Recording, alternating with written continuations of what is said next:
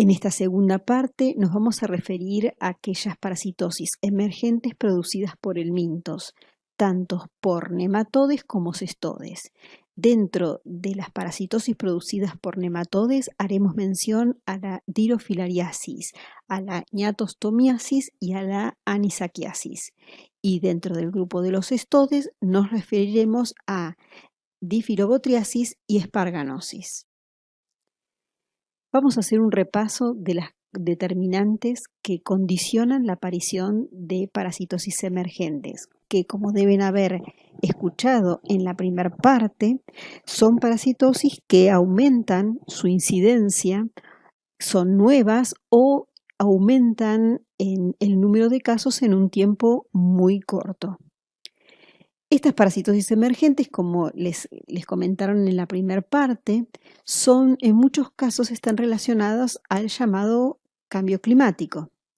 El cambio climático, recuerdan ustedes que es consecuencia del llamado calentamiento global, que no es ni más ni menos que el aumento de los gases atmosféricos, fundamentalmente del metano, del dióxido de carbono y del óxido nitroso, que llevan a que estos gases aumenten la capacidad de concentrar calor y por eso se produce el efecto invernadero.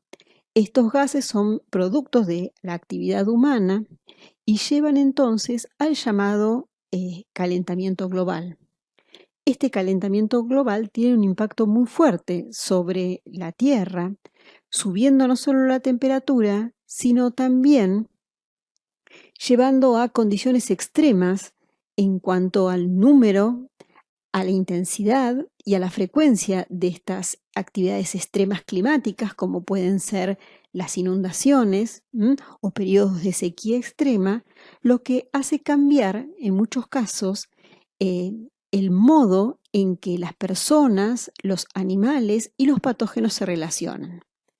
Todo ello entonces condiciona lo que conocemos como cambio climático y queda muy claro que si aumenta la temperatura y aumenta las inundaciones, es fácil pensar que las infecciones transmitidas por artrópodos, fundamentalmente por vectores biológicos que son hematófagos, aumentan su incidencia. Entonces se estima que este tipo de efectos tienen una acción directa sobre la transmisión de enfermedades infecciosas. Y en muchos casos, muchas de ellas son zoonosis, es decir, enfermedades infecciosas que afectan a los animales y que pueden ser transmitidas a las personas. También, producto de esta actividad humana a la cual me refería, se ve aparejado un cambio y una reducción en el hábitat natural, no solo de los vectores, sino también de los hospedadores naturales de los patógenos.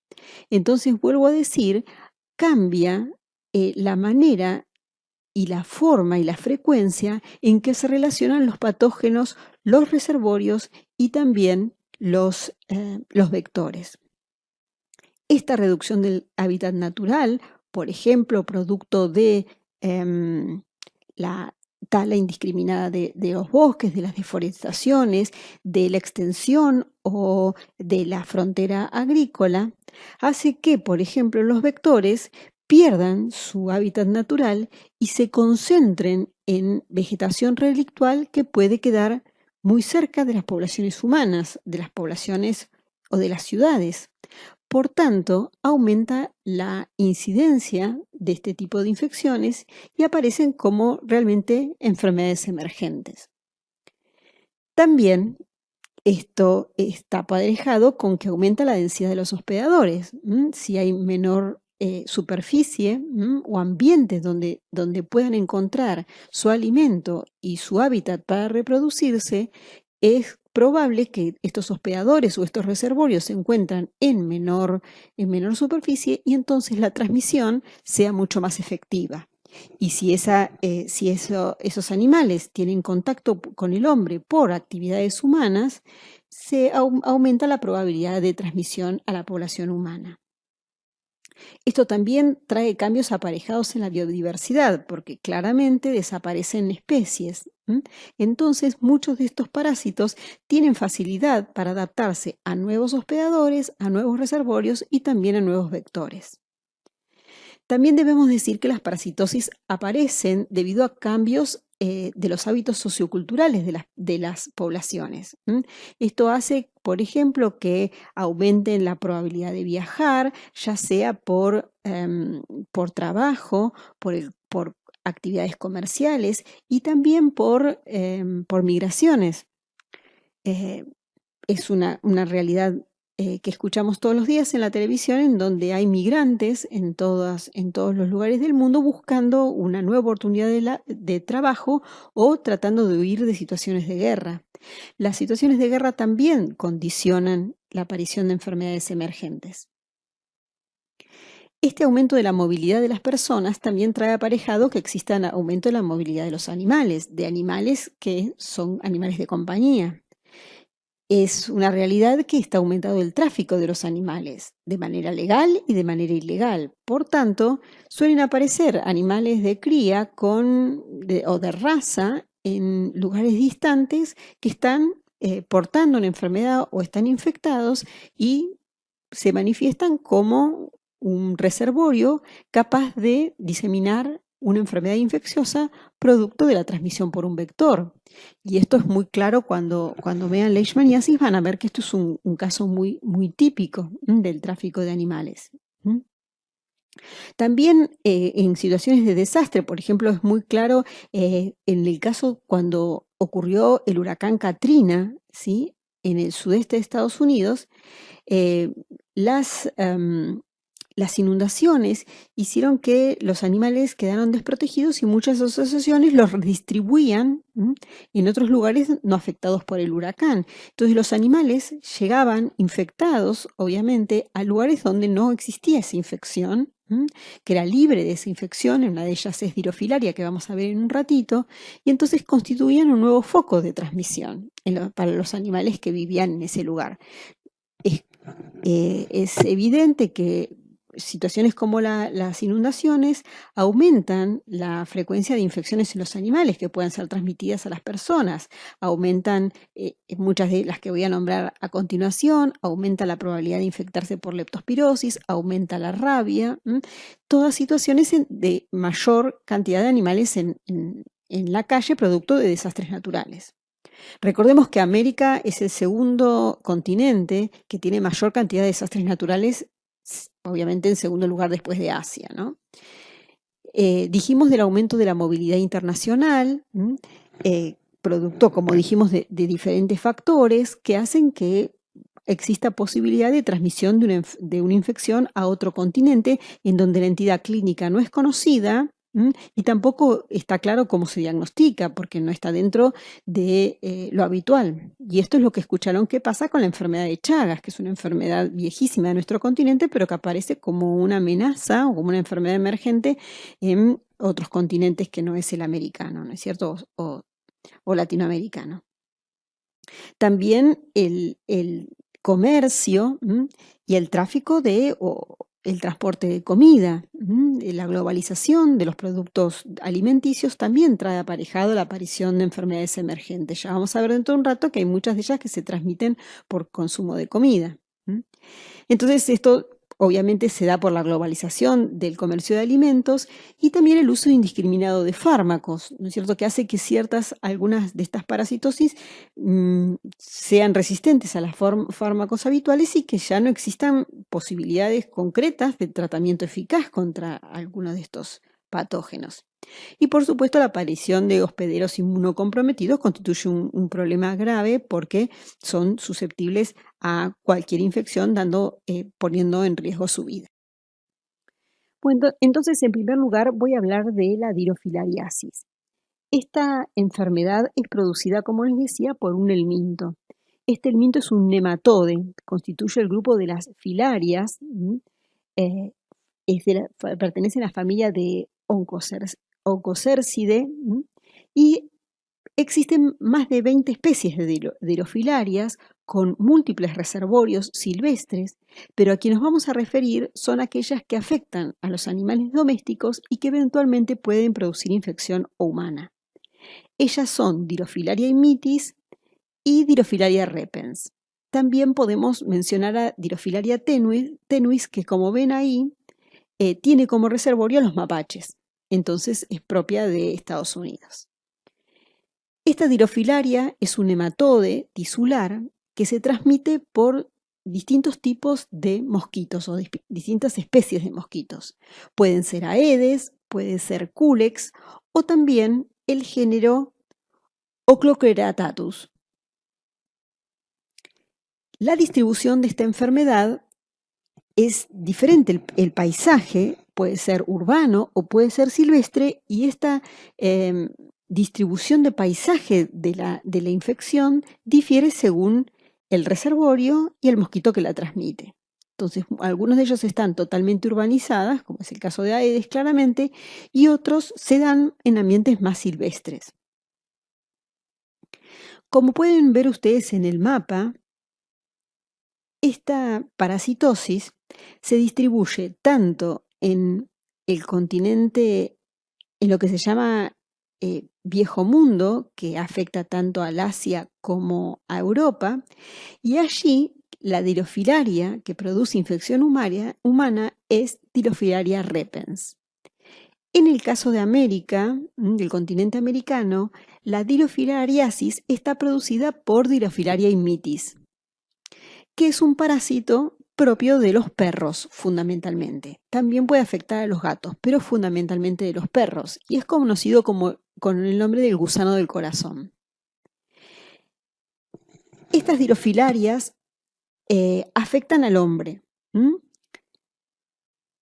Vuelvo a decir, en el caso del Viejo Mundo repens, en el caso de América immitis. Los animales domésticos en ambos continentes fundamentalmente están infectados por Dirofilaria immitis. Entonces, claramente, aquí hay algún tipo de cambio en la infectividad o probablemente exista cambios en la infectividad entre las cepas de Dirofilaria immitis que se encuentran infectando en gran cantidad de perros en Europa, de las Dirofilarias immitis que circulan en perros en Centroamérica o en Sudamérica. ¿Por qué? Porque estas que encuentran en nuestra región tienen capacidad de ser transmitidas al humano. Sin embargo, en Europa, los casos humanos de dirofilariasis son producidas por repens.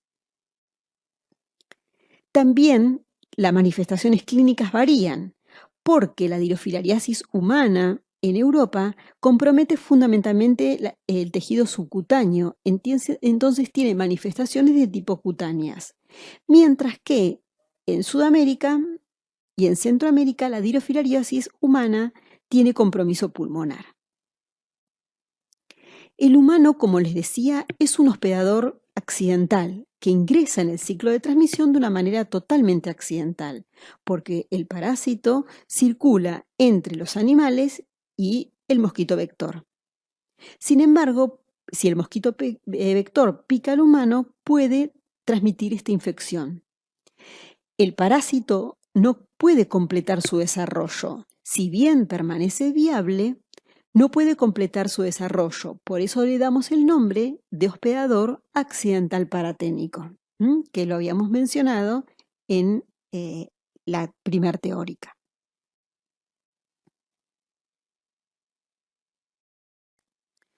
Bueno, en este caso les quiero contar cómo es el ciclo en donde un mosquito infectado inocula al perro una larva L3. Recuerden que los nematodes tienen sucesivos estadios larvarios que van de L1 a L4, los cuales se diferencian estadios adultos machos y hembras, siendo las hembras generalmente de mayor tamaño, de dimorfismo sexual, etc. Estas larvas L3 inoculadas por el mosquito en el perro viajan por sangre y llegan a los pulmones. A partir de allí, esta larva L3 se transforma o se diferencia a larva 4 y de las larvas 4, algunas se van a diferenciar en machos y otras en hembras. Los machos y las hembras se localizan en los pulmones y pueden alcanzar las arterias pulmonares, produciendo entonces obstrucción o embolias a nivel de dichas arterias. Por eso se lo conoce con el nombre de gusano del corazón. Los machos y hembras en estas localizaciones se reproducen o se fecundan, y las hembras son vivíparas, entonces eliminan larvas que pasan a la circulación. Estas larvas se conocen con el nombre de microfilarias y viajan por circulación. Son muy pequeñas y se encuentran en circulación. Estando en esta localización, un mosquito puede picar a estos animales y entonces consumir o transportar estas microfilarias, que se van a diferenciar en sucesivos estadios larvarios, de larva 1, de larva 2, en su tubo digestivo, para finalmente alcanzar el estadio de larva 3, que migra hacia el extremo anterior del mosquito y está listo para infectar. ¿Qué pasa con el humano? El humano puede ser infectado por este mosquito y, como decía, el estadio infectante también va a ser una larva 3, el cual se dirige, estas larvas 3, a los pulmones del hospedador humano. Allí la larva 3 se diferencia a larva 4, pero no puede completar el desarrollo adulto. Por tanto, la larva permanece viable durante mucho tiempo en el pulmón. Es importante resaltar que como los humanos no desarrollan estadios adultos, es imposible que aparezcan microfilarias, que suelen ser el estadio diagnóstico en el caso de los perros, porque este estadio no está presente en sangre porque no hay reproducción debido a que no hay estadio adulto en el humano. Por tanto, arribar al diagnóstico de esta parasitosis es muy complejo. No siempre aparecen síntomas, aparecen de manera asintomática, la presentación es asintomática. Se producen infiltrados en las larvas, alrededor de las larvas, que dan la apariencia de nódulos pulmonares solitarios o múltiples, que dan un aspecto muy preocupante. Entonces, estos hallazgos en el pulmón conducen al médico a sospechar, más que de una dirofilariasis, de una neoplasia pulmonar primaria o también de una metástasis. Entonces, el diagnóstico diferencial justamente se da con estas patologías que tampoco suele manifestar sintomatología florida, a no ser que afecte algún vaso importante. Entonces, el diagnóstico presuntivo tiene que ver un poco con la epidemiología y el diagnóstico por imágenes. Y por supuesto que el diagnóstico de certeza está dado por la observación histopatológica de las larvas, que en muchos casos pierden su viabilidad debido a que ocurre degradación y se va destruyendo. La larva puede vivir en el humano de 5 a 10 años, por tanto, tiene la capacidad de permanecer sin dar sintomatología. Esta parasitosis es muy prevalente en los perros. En estudios en la Argentina, en especial en la ciudad de Buenos Aires, ha descrito una prevalencia de alrededor de un 23% de los perros infectados con Dirofilaria y mitis. En el continente americano también Brasil es un país donde existe alta prevalencia o es endémico, y algunos de sus estados, por ejemplo, en Sao Paulo, es el estado con mayor casos de dirofilariasis humana y también de perros infectados.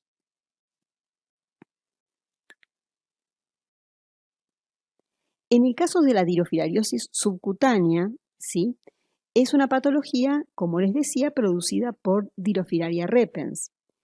Esta dirofilaria tiene el mismo mecanismo de transmisión, es decir, a partir de un mosquito infectado, pero la larva infectante ingresa por la piel y queda localizada en el tejido subcutáneo del animal. Desde allí se diferencian a larva 4 y adultos, los cuales otra vez copulan y forman o generan microfilarias que circulan en la sangre periférica del animal. En el caso de los humanos, entonces, se puede ver que si un mosquito pica a una persona y lo infecta con larvas L3, esas larvas L3 se diferencian a larvas 4, pero se localizan en el tejido celular subcutáneo.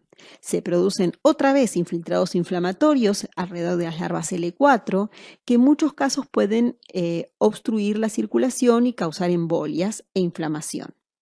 Pueden ver allí las lesiones que no suelen ser dolorosas en la piel y en algunos casos pueden afectar el ojo, con compromiso palpebral, como lo pueden ver en ese trayecto serpinginoso en ese ojo que ven en la fotografía, y también lo pueden ver que en los casos más graves puede comprometer también el globo ocular. Y entonces el individuo, el paciente, manifiesta pérdida de la agudeza visual, ve flotadores, ¿sí? ve alterada su visión, y en los casos más graves provoca glaucoma y desprendimiento de retina. Entonces, como les decía, la dirofilariasis entonces es una patología emergente que puede producir infección a las personas y que debido a este cambio climático su expansión es cada vez mayor. En el caso de la Argentina se la ha demostrado presente tanto en personas como en animales en provincias como Neuquén. Entonces dejó de ser de una distribución tropical a subtropical, alcanzando lugares que son templados. Entonces preocupa debido a que el sistema de salud no está capacitado para hacer este tipo de diagnósticos. Entonces constituye un serio problema y es importante entonces que se pueda caracterizar un poco mejor a esta infección, caracterizar sus reservorios, relacionarlos con las variantes o las variables climáticas a fin de poder hacer modelos matemáticos que puedan predecir cuáles son las situaciones que puedan conducir a una posible transmisión de esta enfermedad. Está claro que tampoco se sabe mucho de la variación intraespecífica de Dirofilaria immitis, en donde se lo ve que existen diferencias entre las Dirofilarias immitis me refiero a secuencias genómicas, ¿no es cierto?, de las que circulan en Latinoamérica, de las europeas. Entonces es importante indagar, o es digamos, un vacío de conocimiento, indagar un poco sobre la variación intraespecífica y la aparición de cepas o de aislamientos que sean propios de una región para conocer un poco más acerca de su transmisión. Tampoco se conoce cuáles son los reservorios silvestres que podían eventualmente estar relacionados con este patógeno. Entonces, como ven en esta diapositiva, tenemos acá dos presentaciones, que es la dirofilariosis pulmonar y la dirofilariasis subcutánea, como les decía, con mucha mayor frecuencia en Europa y en nuestro continente la pulmonar, en donde constituye un hallazgo incidental que es de difícil detección y por lo general siempre se basa en un diagnóstico diferencial de una lesión maligna. Conduce entonces siempre el diagnóstico pasa por la histología, ¿sí? Que suele ser de baja sensibilidad porque hay que justamente tomar material donde esté el parásito, o la amplificación del genoma del parásito, o técnicas de inmunohistoquímica. La serología tiene un valor relativo porque si da negativa la serología, es decir, los anticuerpos contra dirofilaria, se puede pensar que realmente la persona no está infectada, pero si es positiva es dudosa porque tiene antígenos que cruzan con otros patógenos. Por eso ahí dice alto valor predictivo negativo. Esto quiere decir que cuando uno tiene el estudio arroja un resultado negativo, tiene altas chances del individuo no estar infectado, mientras que el el valor positivo tiene bajo poder predictivo, esto quiere decir que si es positivo, la probabilidad de que realmente esté infectado es muy baja. Por lo menos por esa especie, infectado por esa especie, ¿no es cierto? O por ese patógeno. Esto lo van a ver seguramente con un poco más de claridad en Microbiología 2. Bueno, vamos entonces ahora a describir otro nematode que es productor de la ñatostomiasis.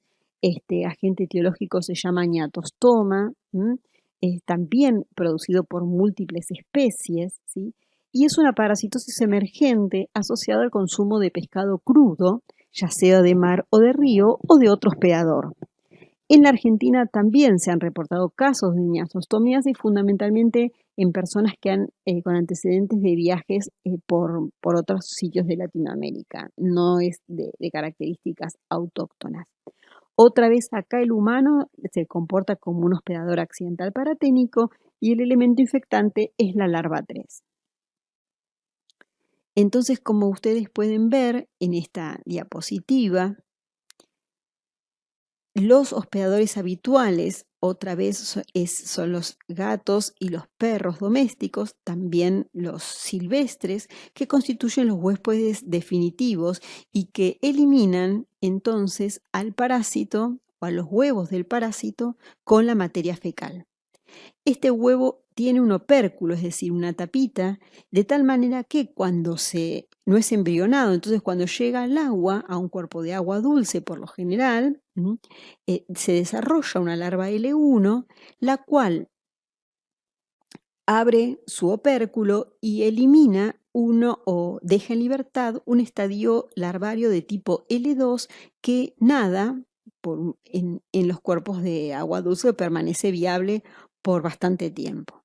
En estas condiciones es incorporado por algunos copépodos que son crustáceos microscópicos que forman parte del plancton, digamos, de los cuerpos de agua dulce, de las lagunas o de algunos ríos, y en sus tejidos o en la cavidad del cuerpo, esa larva L2 se transforman a las llamadas larva 3 tempranas.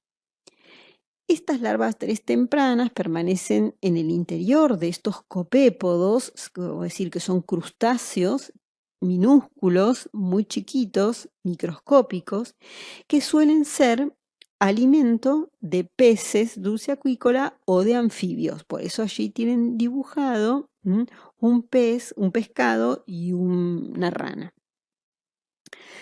En estas condiciones, esta larva 3 se transforma en una larva 3 avanzada, se llama, tiene otro tipo de desarrollo, pero sigue siendo estadio larva 3, que se encuentra enquistada o permanece viable en la musculatura de estos animales. ¿Cómo se cierra el ciclo natural? Fundamentalmente cuando algún ave ictiófaga, es decir, como si fueran los pelícanos o cualquier ave que consuma peces o eventualmente anfibios pequeños, se alimentan de estos pescados o de estos peces y siguen en sus tejidos, permanece viable la larva L3 sin ningún tipo de cambio. A continuación, aparecen los huéspedes definitivos como los perros o como los gatos que raramente se comen ni ranas ni peces, sino que se alimentan de las aves. Y entonces, en esa situación, esta larva 3 se transforma entonces en adultos en los huéspedes definitivos de esta parasitosis. ¿Está bien? Bueno, cuando pasan entonces cuando son ingeridos, se atraviesan o se localizan en el estómago. Allí se ubican y provocan una hiperplasia glandular en el estómago. Y se diferencian entonces a larva 4 y adultos quienes copulan y desarrollan entonces huevos que son vehiculizados al exterior con la materia fecal. El humano se incorpora a través del consumo de pescado, crudo o insuficientemente cocido o de ranas.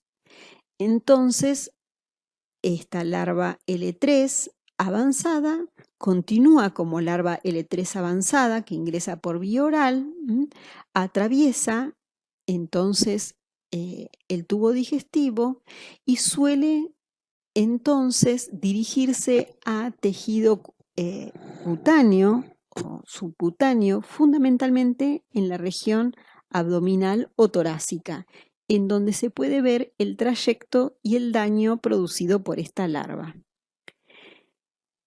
En esta localización, la larva produce daño porque adopta una distribución perivascular y luego tiene localización fundamentalmente en el tejido adiposo. Por eso se dice que es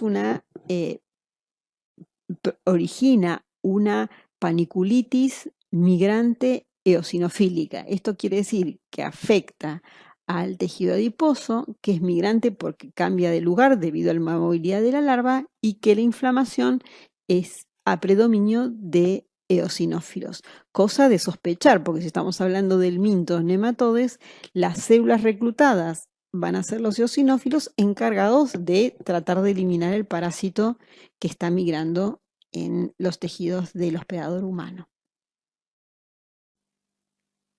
En cuanto a la patogenia de niatostoma, es indudable que se produce por la acción mecánica generada por la migración de las larvas en los tejidos. Esto es debido a que, como ven en la imagen, en el extremo anterior de la larva L3 avanzada, el parásito presenta una corona de 4 hileras de ganchos y todo el cuerpo cubierto por espinas, de tal manera que su migración, su movimiento, produce daño mecánico en los tejidos que atraviesa. También secreta productos tóxicos, algunos autores dicen que algunos de ellos son semejantes a la acetilcolina y otros tienen actividad hemolicina, razón por la cual las lesiones que aparecen en la piel y en otras localizaciones se ven hemorrágicas. Se ven trayectos serpinginosos en la piel de tipo hemorrágico, tanto como dijimos en la pared abdominal como en la piel abdominal como en la piel torácica. Este tipo de larva genera una respuesta de tipo TH2 con eosinofilia y aumento de IgE. Y como ven, este es un patrón que se va a repetir en cada una de los síndromes de larvas migrantes, tanto estas como parasitosis emergentes como la que ustedes vieron en la teórica del mintos tisulares. Este tipo de lesión que presentan los pacientes se autolimitan clínicamente, pero vuelven a reagudizarse, y esto es consecuencia de que la larva L3 avanzada tiene una sobrevida de 16 años. Por tanto, si no media tratamiento, la larva persiste viable durante mucho tiempo. Además de la localización cutánea, se han descrito localizaciones oculares con edemas palpebrales, celulitis de tipo orbicular y también conjuntivitis hemorrágica, panuveitis y en algunos casos pérdida de agudeza visual, con los casos más graves de desprendimiento de retina. El diagnóstico es histopatológico o serológico. Y en esta imagen ven el extremo anterior de las larvas, acá ven todo el aspecto de una larva. Este es el copépodo microscópico, en donde pueden notar que todo su cuerpo o la cavidad de su cuerpo está lleno de larvas en su interior, y este es el huevo. A continuación, entonces, analizaremos la siguiente parasitosis emergente, que es la anisakiasis. Su agente etiológico también es un parásito nematode, se llama Anisakis simplex, también Pseudoterranova decipiens es un agente responsable de la llamada anisakiasis, dado que en principio las caracterizaciones eran morfológicas y hoy en día se conoce un poquito más de la clasificación taxonómica de estos parásitos. Es considerada una parasitosis emergente que se relaciona con el consumo de pescado crudo, también van a ver de calamar crudo, o ahumado o marinado.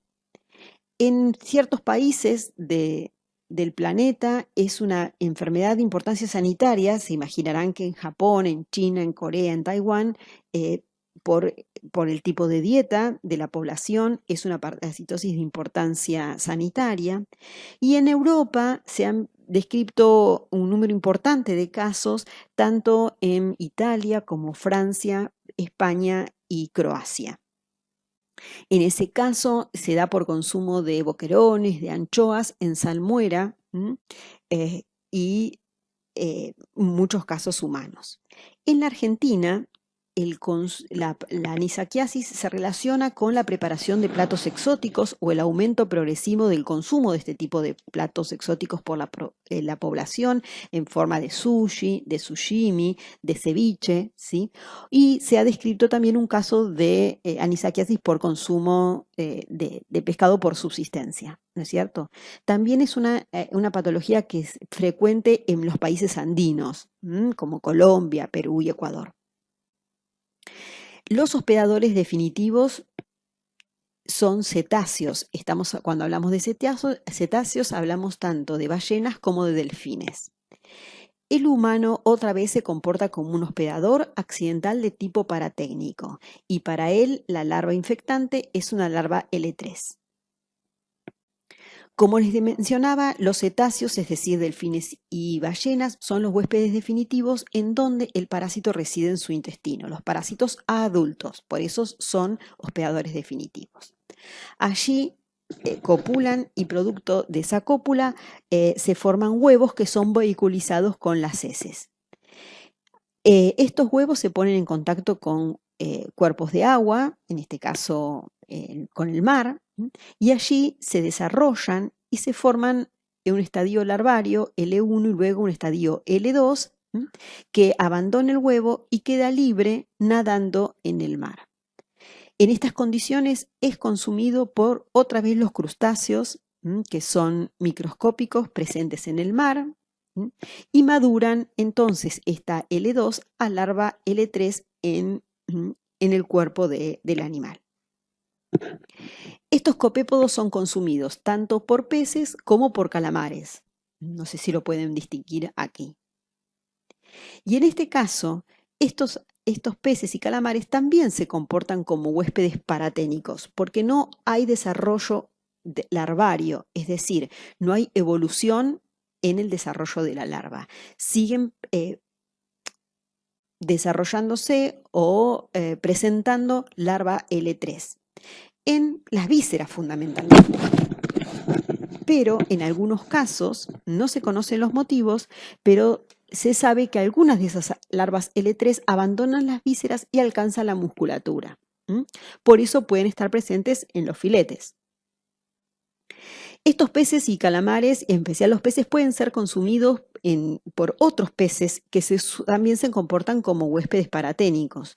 Y esto tiene que ver con la cadena trófica, es decir, un pez más pequeño es consumido por un pez más grande y así sucesivamente, hasta que finalmente algunos de ellos son comidos por los cetáceos y allí las larvas se desarrollan a larvas L4 y adultos en el tubo digestivo de los mismos.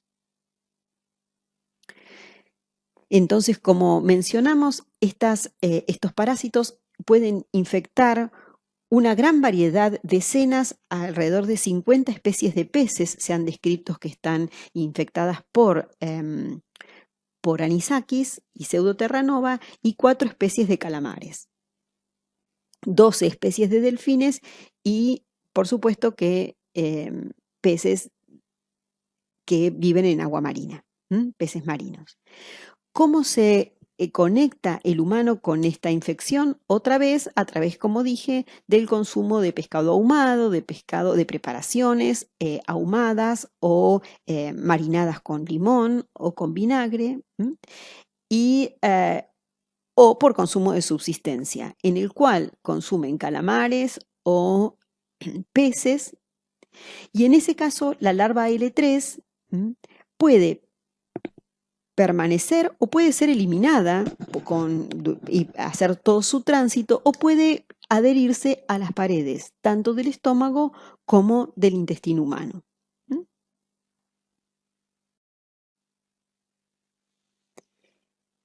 En el hospedador humano, el compromiso de la anisakiasis es de tipo gastrointestinal, o puede ser extraintestinal o alérgico.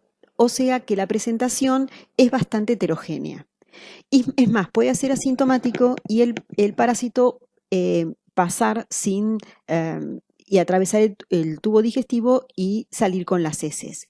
Pero en algunos casos, anisakis puede adherirse a la pared del estómago o a la pared del intestino y provocar una reacción inflamatoria.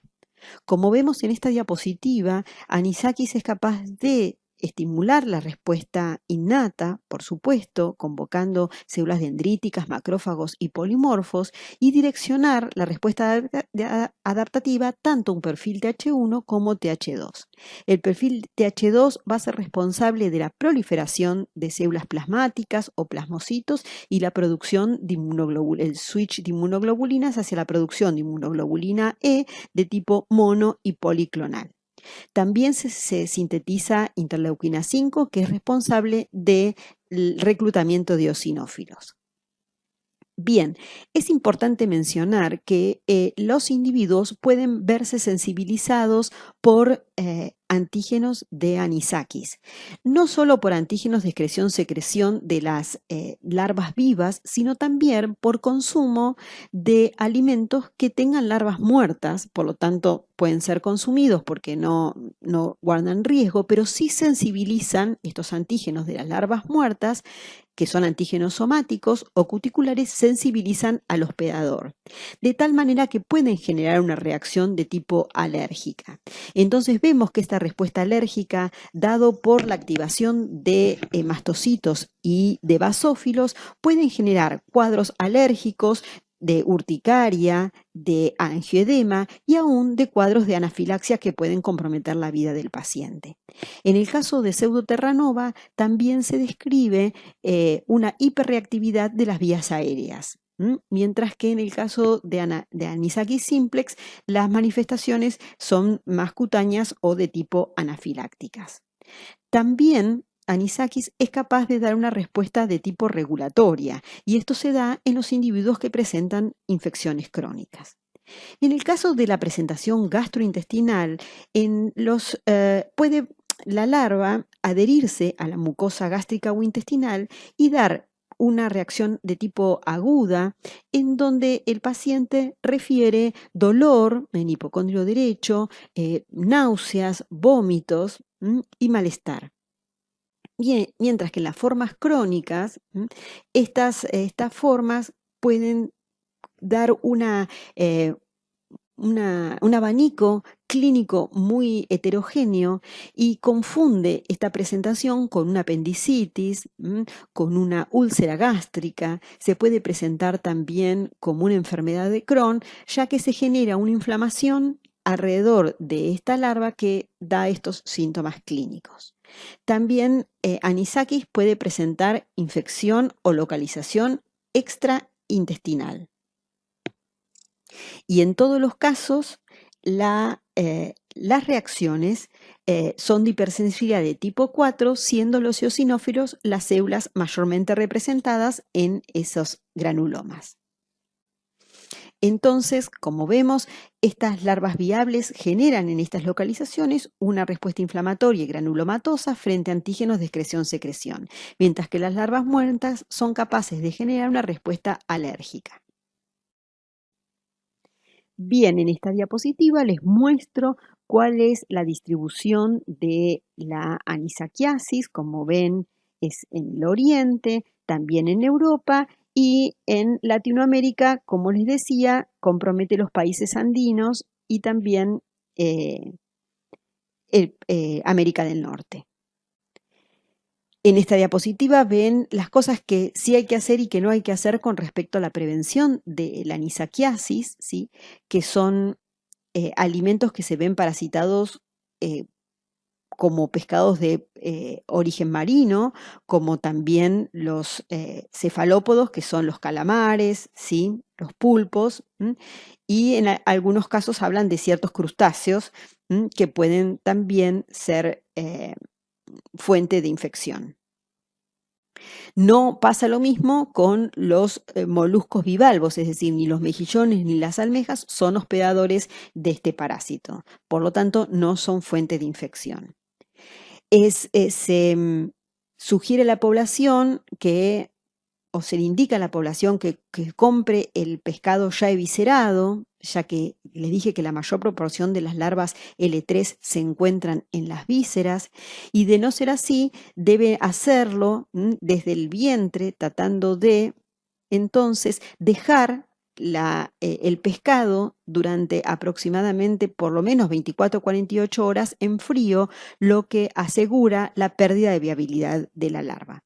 Por supuesto que el consumo de entonces de pescado cocinado, como es como pueden ver acá, es una manera muy eficaz de prevención. Y en este caso pueden ver, este es el extremo anterior de Anisakis, y acá ven un filet de pescado con una larva L3 de Anisakis eh, y el aspecto que toma. El diagnóstico, por supuesto, que es muy complejo, como en todos ellos son parásitos que se localizan en tejidos, por lo tanto van a requerir en muchos casos endoscopías digestivas, digestivas altas en muchos casos. Las imágenes también ayudan y la serología también pueden brindar una herramienta promisoria. Las pruebas intradérmicas constituyen una herramienta muy útil para los casos de alergia. De hecho, forman parte de las reacciones que se realizan para determinar alergia en muchos de estos países en donde la anisakiasis es endémica, y se ve una fuerte hiperreactividad a antígenos de anisakis, ¿sí? También forman parte de programas de sensibilización en los pacientes. Vuelvo a mencionarles que la eosinofilia y la IgE es un patrón frecuente en este tipo de patologías en donde están involucradas larvas de nematodes que migran en diferentes tejidos y órganos del hospedador. Es el turno entonces ahora de hablar de las parasitosis emergentes producidas por helmintos, pero que pertenecen al grupo de los platelmintes. Ustedes recuerdan que este grupo de helmintos tienen un aspecto diferente, ya que son gusanos achatados. En particular, vamos a ver dos patologías producidas por helmintos cestodes. La primera de ellas le vamos a dar el nombre de Dibotriocephalus latus, cuyo nombre común es o su sinonimia es el de Diphyllobotrium latum, nombre que van a encontrarlo con mucha frecuencia en la bibliografía. Como antes las clasificaciones se basaban en características morfológicas, lo que hoy se conoce como diferentes especies, más de 14 especies de Diphyllobotrium latum, hoy se sabe que son diferentes, por eso cada una recibe un nombre particular. Sin embargo, para fines prácticos vamos a seguir hablando de Diphyllobotrium latum y de la patología conocida con el nombre de Diphyllobotriasis. Esta patología o esta enfermedad parasitaria es una zoonosis, quiere decir que acá también están involucrados animales en la transmisión. El reservorio fundamental o los reservorios fundamentales de esta parasitosis lo constituyen peces de lagos templados, fundamentalmente salmón, trucha, perca, lucio y otros más. El hospedero o hospedador definitivo pueden ser animales domésticos y silvestres y también los humanos. Por supuesto que la fuente de infección lo constituyen los peces o los pescados o la carne de pescado insuficientemente cocida. Entonces, es de notar que en este caso el humano no participa como un hospedador accidental, sino que es un hospedador definitivo y forma parte del ciclo del parásito. ¿Está bien? Este parásito, como dije, pertenece al grupo de los platelmintes y de los cestodes, la familia Diphyllobotridae y el género, como dijimos, Dibotriocephalus.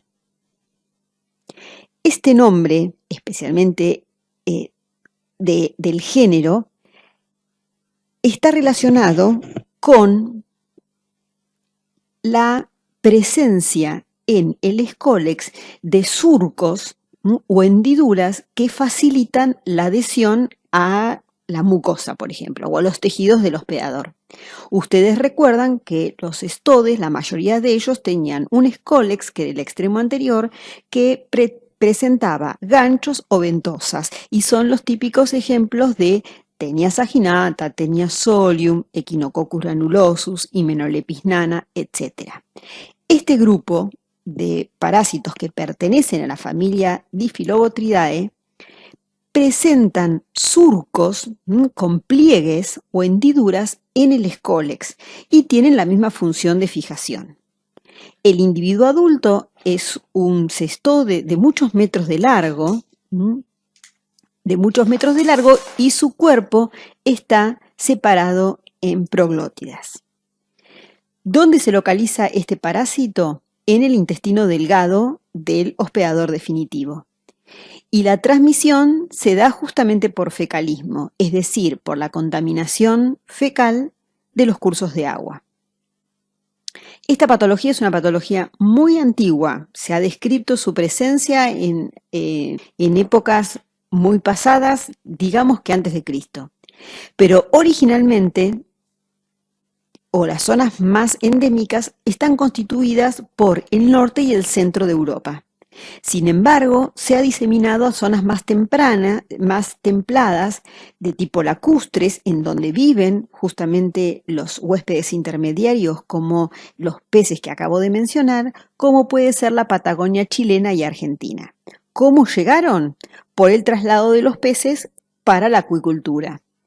Estos peces llegaron a colonizar ambientes lacustres regionales de nuestra región, y así entonces ha servido de transmisión para esta parasitosis.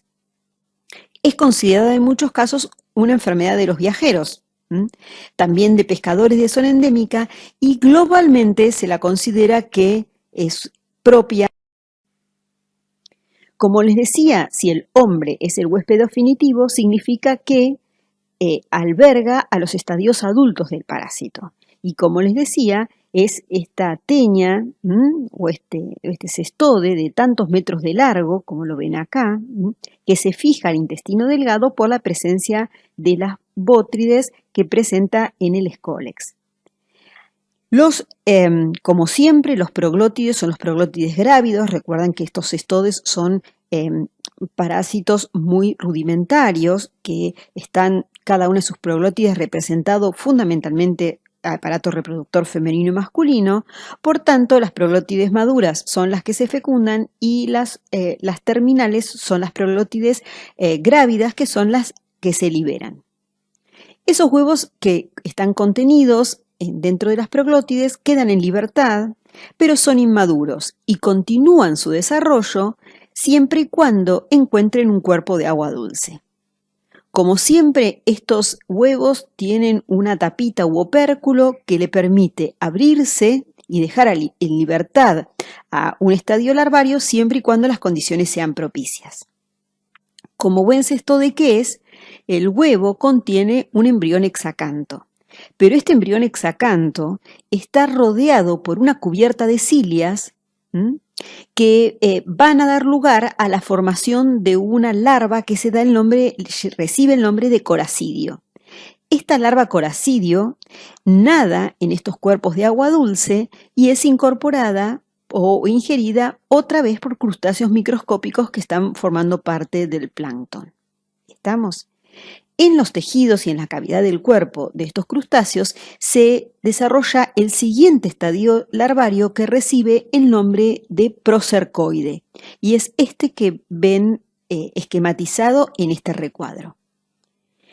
Esa larva procercoide permanece en los tejidos del crustáceo en tanto y en cuanto no es ingerida por el siguiente hospedador intermediario, que está constituido por un pez de agua dulce, que puede ser o bien un salmónido o un pez de menor tamaño. ¿Estamos? Dentro de al consumir esta agua y estos copépodos, en las fibras musculares de los peces de agua dulce se desarrolla el siguiente estadio larvario que se llama larva plerocercoide.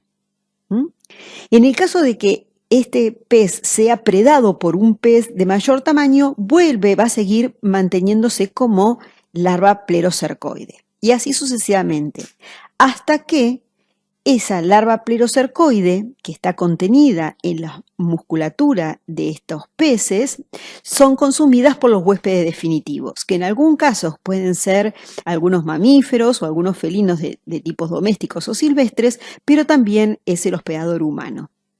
Allí esta larva plerocercoide se diferencia a adulto y es el esquema del típico adulto de cestode de muchos metros de largo que ustedes conocen. Entonces, en el caso de los humanos, el elemento infectante es la larva plerocercoide que, como decimos, está contenida en la musculatura de estos peces o de este pescado. Va a ser elemento infectante en la medida que el humano consuma el pescado en forma cruda o insuficientemente cocida. Como les contaba, los hospederos definitivos son los humanos y los animales que se alimentan de peces. Mientras que los hospedadores u hospederos intermediarios son tanto los crustáceos microscópicos, ¿sí?, como los peces. ¿Qué patología produce en las personas? Produce una patología crónica que dura décadas. Recuerden que Diphyllobotrium latum puede tener una larga vida, puede vivir hasta 20 años. Su crecimiento es muy rápido, pueden crecer los adultos alrededor de 20 centímetros por día y tienen la capacidad de liberar hasta, digamos que, una gran cantidad de huevos en forma diaria. Secreta o alrededor de 1 millón de huevos, podríamos decir, en forma diaria.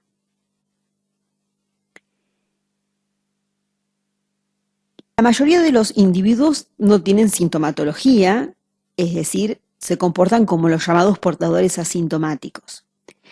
Y puede en algunos casos dar lugar estos antígenos que presentan en la cutícula y algunos productos algunos catabolitos que provienen de la excreción, ¿sí?, y del metabolismo de estos parásitos, producen fenómenos toxialérgicos. Sin embargo, la mayor gravedad está relacionada con la presencia del adulto en fenómenos obstructivos, tanto de tipo de colangitis como colecistitis, recordando que son todas estas afecciones o estas patologías son derivadas de la obstrucción tanto del conducto cístico como del conducto biliar. Como les decía, pueden medir hasta de 2 a 15 metros. Pero la acción más importante y patogénica de este parásito adulto es la actividad exfoliatriz sobre la vitamina B12. Esta vitamina B12 tiene incorporado un factor intrínseco. Y entonces este parásito desacopla el factor intrínseco de tal manera que el hospedador humano es incapaz de absorber la vitamina B12. Y entonces en individuos con alta carga parasitaria o que están desnutridos, puede conducir a una anemia megaloblástica. Y entonces en estos pacientes aparecen sintomatologías y una patología causada por la anemia, que está condicionada justamente por la presencia del parásito. ¿Está bien? Entonces, esta anemia que se origina por la falta de vitamina B12 puede tener diferentes efectos. Puede afectar el sistema nervioso central, dando fenómenos de parestesia, de encefalopatías, de cefaleas. También manifestaciones oculares, algunos síntomas respiratorios, producto de la anemia que desarrolla este parásito.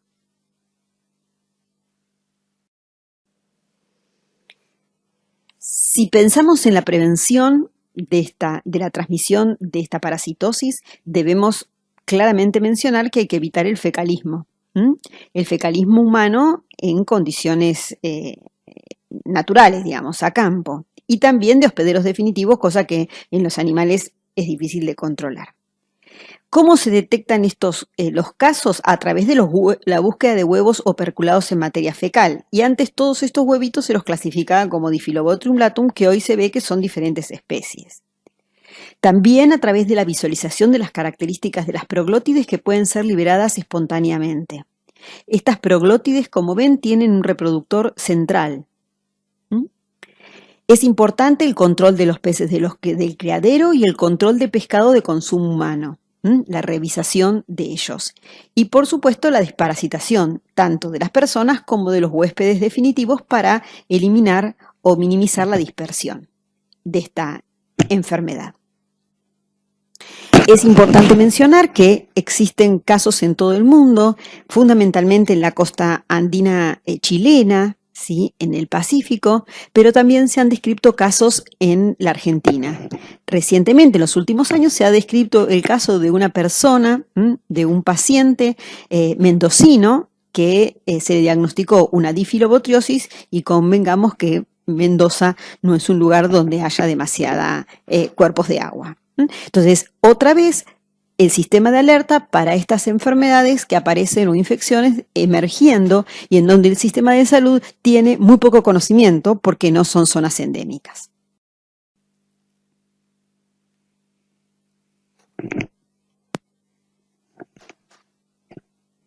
Bien, es el turno ahora entonces de hablar de otra patología producida por cestodes, que es la esparganosis. El agente etiológico son varias especies del género Spirometra, también es un parásito cestode y es una parasitosis emergente asociada otra vez al consumo de agua contaminada con copépodos infectados o también pescado, ranas crudos o insuficientemente cocidos. En este caso, el humano es el hospedador accidental, secundario o también llamado paraténico porque el parásito no puede proseguir su desarrollo ondogénico. El elemento infectante es una larva procercoide o una larva plerocercoide. Bien, este parásito, que es un cestode, otra vez muy semejante al Diphyllobotrium porque también tiene bótrides en su extremo anterior, está presente en el intestino de estos huéspedes definitivos. Otra vez vemos que las últimas proglótides son liberadas, contienen huevos no embrionados que cuando se contactan con un cuerpo de agua liberan ese embrión hexacanto que contiene cilias, que le vamos a dar el nombre de larva coracidio, que tiene la capacidad de nadar y en la medida que encuentre su huésped intermediario, que es otra vez un copépodo microscópico, va a desarrollar una larva procercoide que va a evolucionar a larva plerocercoide cuando algunas ranas o bien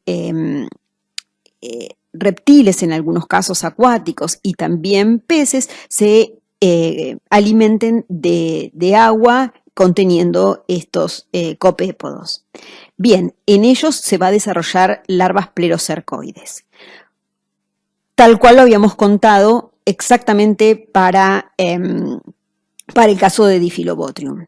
Fíjense que el hospedador definitivo se infecta en la medida que actúa como un hospedador predador que se alimenta de estos huéspedes intermediarios. Bien, el humano tiene dos rutas para infectarse. Una es el consumo de agua con larvas procercoides y otro es el consumo de peces o de ranas crudas o insuficientemente cocidas que contienen plerocercoides. También se han descrito en algunos reptiles la presencia de este parásito. Es importante mencionar que también se ha dado infecciones a través de la piel en algunas comunidades que usan, en algunas comunidades indígenas que usan, por ejemplo, carne de batracios, como ven ahí, o de ofidios, sobre heridas para curar una determinada enfermedad, como pócimas, como tratamiento de curandería o de chamanismo para algunas enfermedades. Entonces se ha visto este tipo de prácticas asociadas con la infección en los humanos, ¿sí? Entonces vuelvo a decir, hay dos rutas de infección para el hombre: el consumo de agua con copépodos que contengan larvas procercoides, o el consumo de huéspedes intermediarios insuficientemente crudos, tanto pescados como ranas, ¿sí? Que contengan larvas plerocercoides. Vuelvo a decir, también existen casos en la República Argentina de este tipo de parásitos. Se ha descrito tanto en la población adulta como en... La patogenia, como siempre, bueno, acá primero les quiero mostrar el adulto. Otra vez el extremo anterior ven los surcos de este Scolex, ¿sí? Que le ayudan a adherirse al intestino. Otra vez están las proglótides con el reproductor central, muy parecido a Diphyllobotrium, pero en este caso, y el huevo con el opérculo o tapa. En este caso, el humano no desarrolla el estadio adulto y otra vez está en presencia de un síndrome de larva migrans, ¿sí? En donde se pueden formar granulormas alrededor de la larva plerocercoide que no continúa su desarrollo.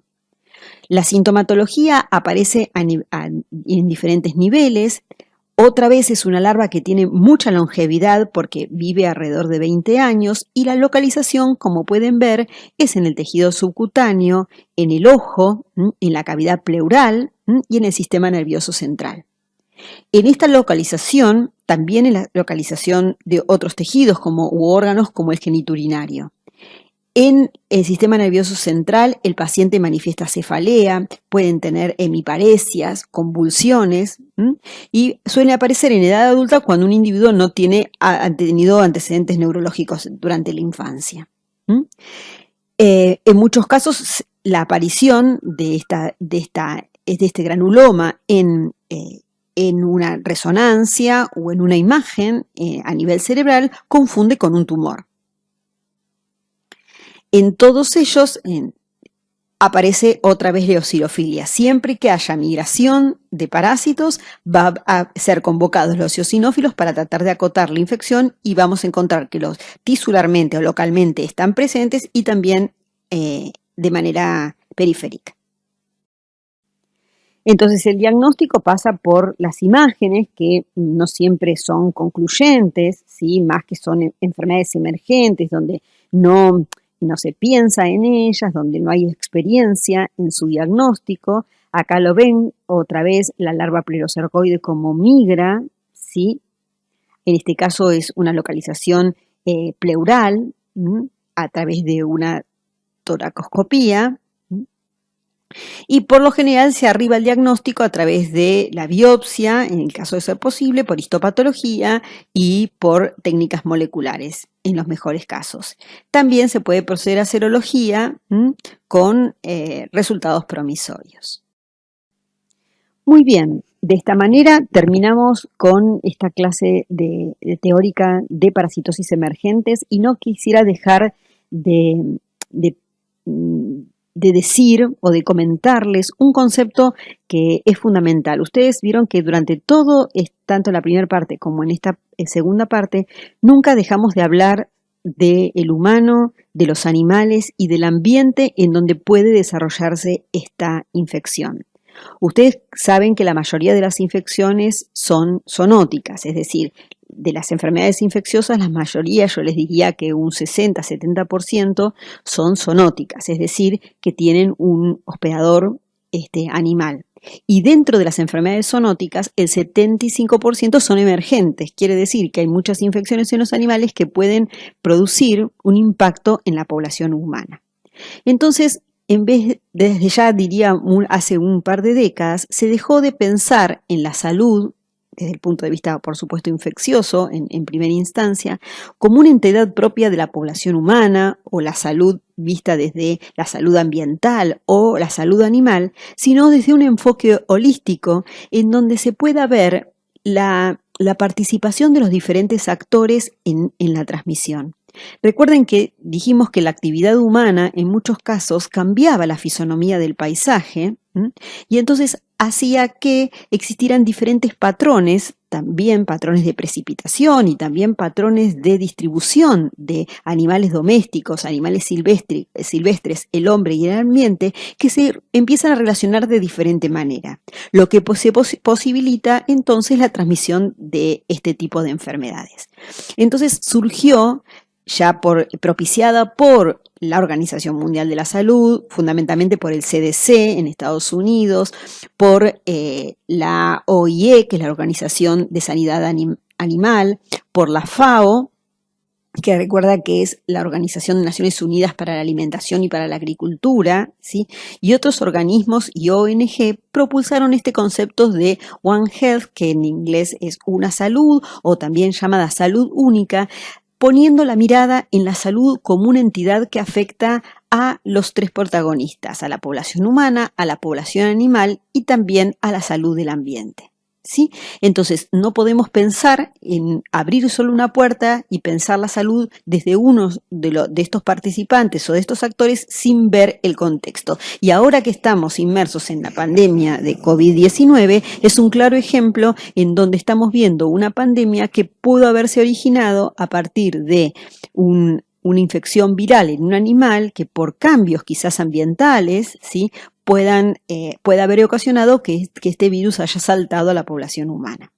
Entonces, pensemos en esto cuando hablamos de enfermedades zoonóticas, pensemos en las consecuencias de la resistencia antibiótica cuando aparecen, por supuesto que bacterias, pues estamos hablando de resistencia antibiótica o resistencia antiparasitaria. En uno de estos contextos, ¿cómo puede entonces aparecer esta resistencia en el ambiente, en alguna de las poblaciones o en alguno de estos actores? Tres es como un efecto de dispersión de esta resistencia por la interacción continua entre las tres patas de esta salud. Por supuesto que también tiene que ver la seguridad alimentaria, ¿no es cierto?, en donde es necesario que haya inocuidad en los alimentos, entonces es importante poder diagnosticar estas enfermedades en los animales que son de consumo alimentario o en las mismas plantas, de tal manera de poder asegurar la salud humana y la salud de los animales.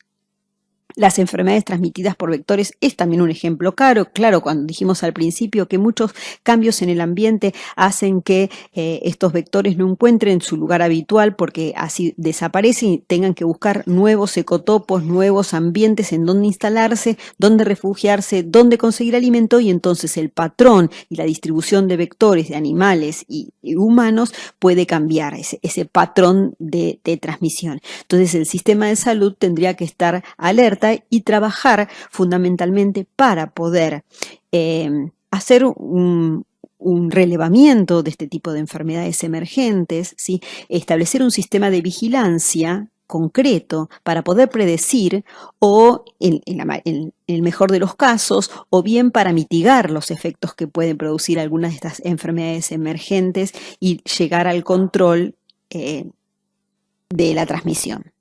También debemos pensar en la salud ambiental, pensando que esto puede beneficiar al equilibrio y al logro de una salud única. Tener en cuenta que muchas de estas enfermedades son enfermedades crónicas, entonces la posibilidad de transmisión se extiende en el tiempo.